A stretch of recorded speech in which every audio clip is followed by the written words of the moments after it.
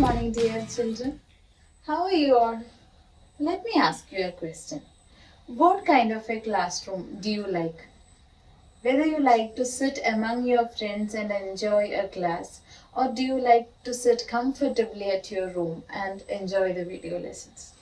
I know you may have different opinions, but this is the need of the hour and we have to cope up with that. So let's be optimistic and move on. I have seen some of you always complaining after the English examinations about how you lost your marks because of some errors in the sentences. So today, I will illustrate some rules which will help you to form error-free sentences. Most of the time, you may feel confused about how to choose a correct form of verb to be used with a subject because we know that there must be an agreement between subject and verb. So, that agreement we can term as subject-verb agreement or SV Concord. As we all know, subject-verb agreement or SV Concord, there is a general rule. The verb of a sentence must agree with the subject in number and person. So let's see what do you mean by this number and person of a subject. Number of a subject is very clear whether the subject is singular or plural. So you know that if it is a singular subject, it must be followed by a singular verb, and if it is a plural subject, it must be followed by a plural verb. Just like in the examples, the girl is playing and the girls are playing. The rule is very simple. Now, what do you mean by the person of subject? Person of subject means the pronouns which have three persons. First person pronouns means I and we. Second person pronoun means you. And third person pronouns he, she, it and they. So let's see how the verbs are used with these three persons of pronouns. If it is first person and second person pronouns, we will always use plural verbs with them. For example, I like this scenery.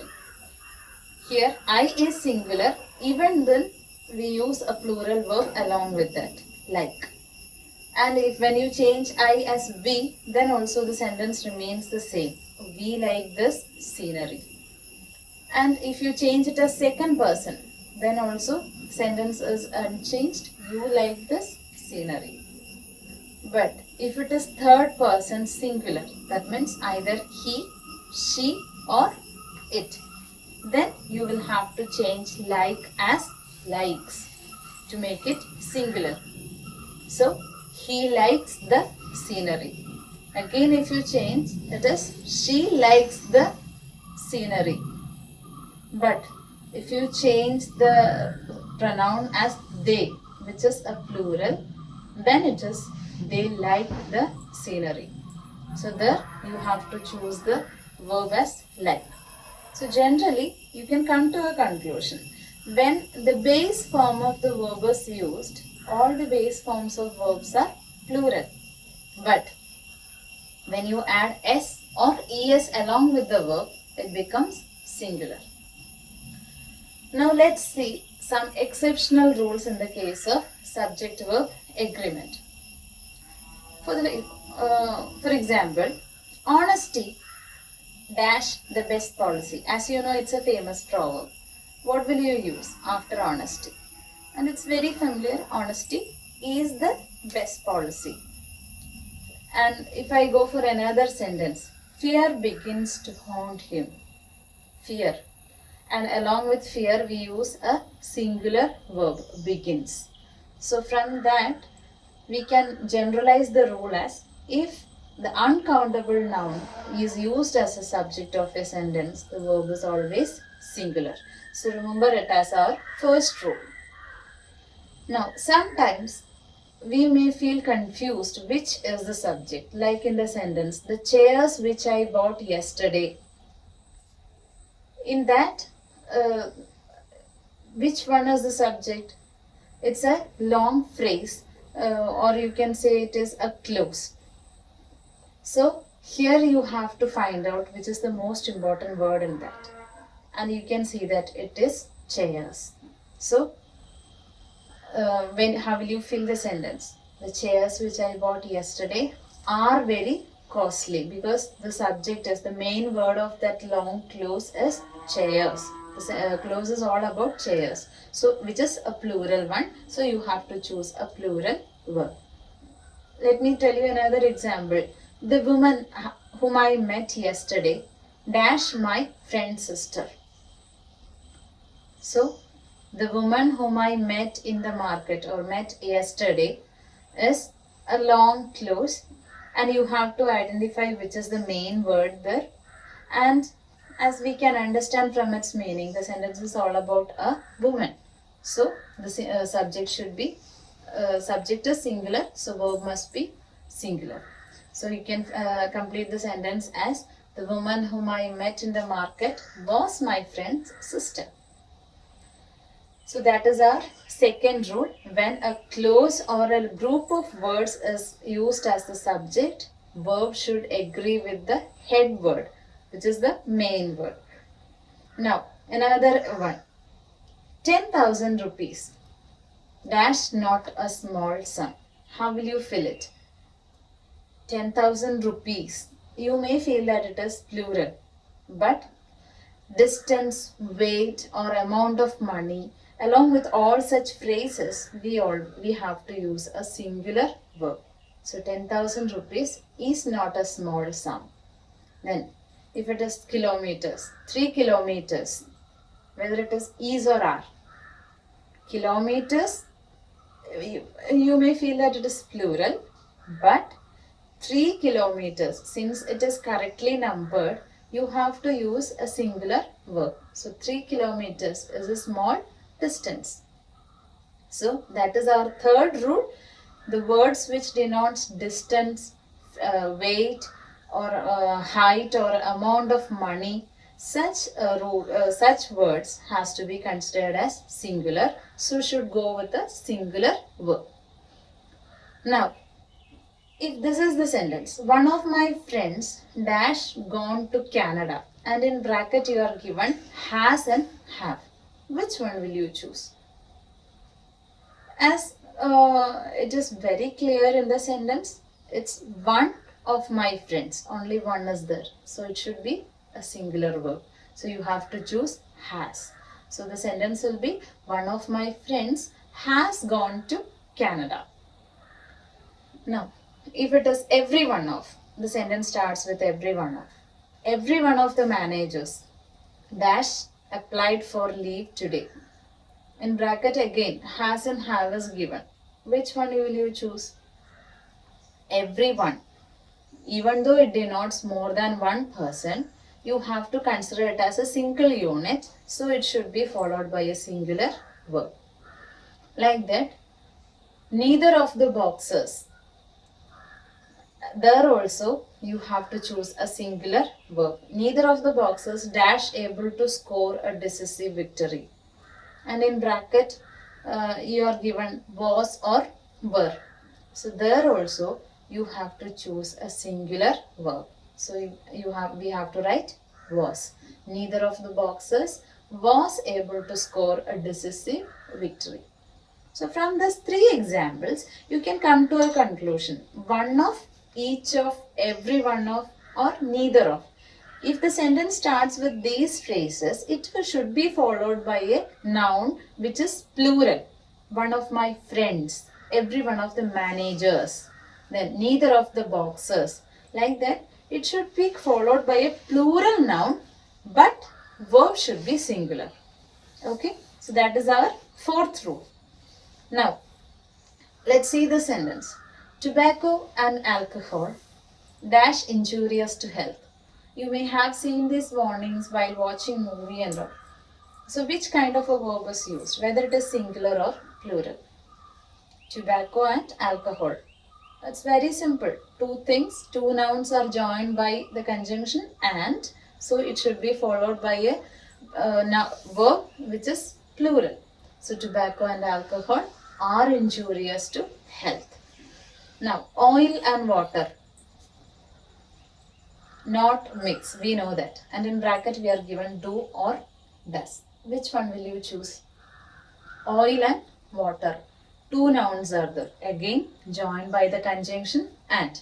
So you have to choose a plural verb. So generally, if nouns, two different nouns are joined by the conjunction and, it should be followed by a verb which is plural. So that is our fifth rule.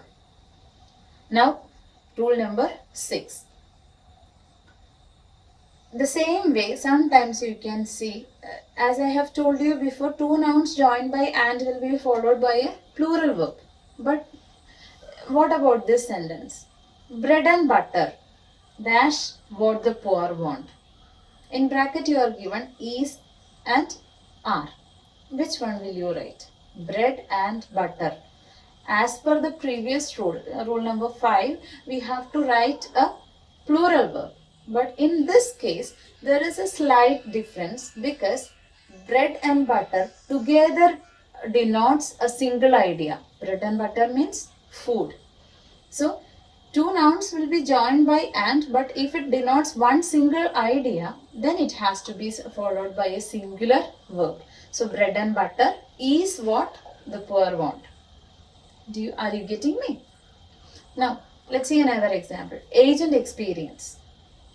Together. Do you feel that it is together giving you an idea? Age and experience. Age and experience dash wisdom to man. And in bracket you are given bring and brings. Which one will you write? As you all know that age and experience denote one single idea. So it should be followed by a singular verb. So we have to write that brings. Now, there is a famous proverb. Slow and steady dash the race. What is the word which is missing there? I will not give you any options. Yes, as you said, slow and steady wins the race. Because slow and steady, even though two nouns are joined there, it denotes one single idea, a person who is very consistent. So it should be followed by a singular verb. So that is our 6th rule. If two nouns are joined by and but denotes one single idea, it should be followed by a singular verb. Now, what about this sentence? My uncle and guardian want or wants. You are given two options. Me to start my own business. What will you write? How many people are there? My uncle and guardian. Sometimes we may feel that we are referring to two different persons. One is my uncle and the other one is my guardian. But here only one person is there. My uncle and guardian means it's one single person. My uncle himself is my guardian. And so it must be followed by a singular verb. So how can you know that whether it is one single person or two different people? It is in this way you can understand. If it is only one person, the determiner like my or the, like that one word, one determiner will be used before the noun and before only one noun. So in that sentence you can see my uncle and guardian. I haven't repeated my guardian. So my uncle and guardian denotes one person. Okay, so it should be followed by a singular verb. But if you are writing the sentence like this, my uncle and my guardian, then it denotes two different people. So you have to write want. My uncle and guardian want me to start a new business or my own business. Is it clear? Let me clarify once more. The collector and district magistrate is away. What do you understand? How many people are there? The definite article is used, which is a determiner. That determiner is used only with the word collector. And the other word, district magistrate. Before that, we haven't used any determiner. So, in that case, it denotes one single person. So, the collector and district magistrate is away. But if you are to denote two different people, you have to say the sentence like this. The collector and the district magistrate. Then it denotes two different people, so it has to be followed by a plural verb. So the collector and the district magistrate are away. Then you may have seen this kind of titles in newspapers, like the notable patriot and orator is no more. So the notable patriot and orator, it denotes one person. He was a patriot and he is a patriot and an orator, good in orations. One single person, he is no more. And what about this sentence? The industrialist and the politician dash been invited to the function. In bracket, has and have is given. What will you write? The industrialist. The is used with the word industrialist and the politician. So again, the is repeated. So it denotes two different people. So we have to use a plural verb. So which is the plural among has and have? Yes, have. So the industrialist and politician have been invited to the function. So that is our rule number 7. Now let's come to another example.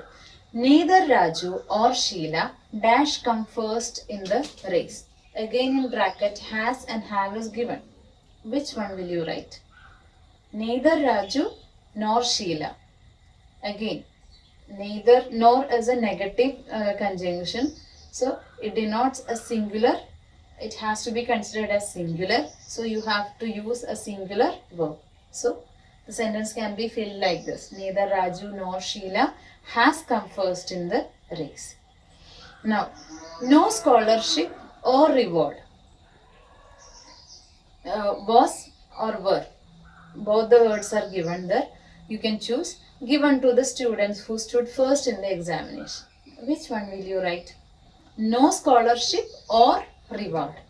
Again, it's a negative conjunction and there you have to consider it as singular. So there you have to choose was. Now, either China or Malaysia dash the chance to win the World Cup in badminton.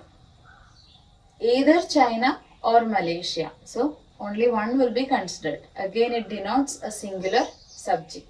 So there also you have to use a singular verb. So let's consolidate the rule. If when two singular subjects are connected by or, neither nor or either or, it should be followed by a singular verb. So that is our rule number 8. But the same conjunctions, if they are used to join two different nouns of different persons, what will you do? Like in the example, neither he nor I dash any objection to your plan. And in bracket, has and have is given. What will you write? First one is he, a third person singular. And second word is I, which means first person. If the nouns joined denotes two different persons, then you have to consider the second noun which is very near to the verb to choose a verb. So here, neither he nor I, we have to consider I. Then you along with I, we know that we will use only plural verbs. So, have any objections to your plan. Same way, either you or Rashmi dash to own the responsibility for the mission. Again, has and have is given. What will you write?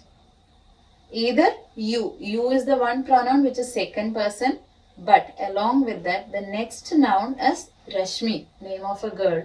So there you have to consider the second noun and that is Rashmi. So we have to choose a singular verb.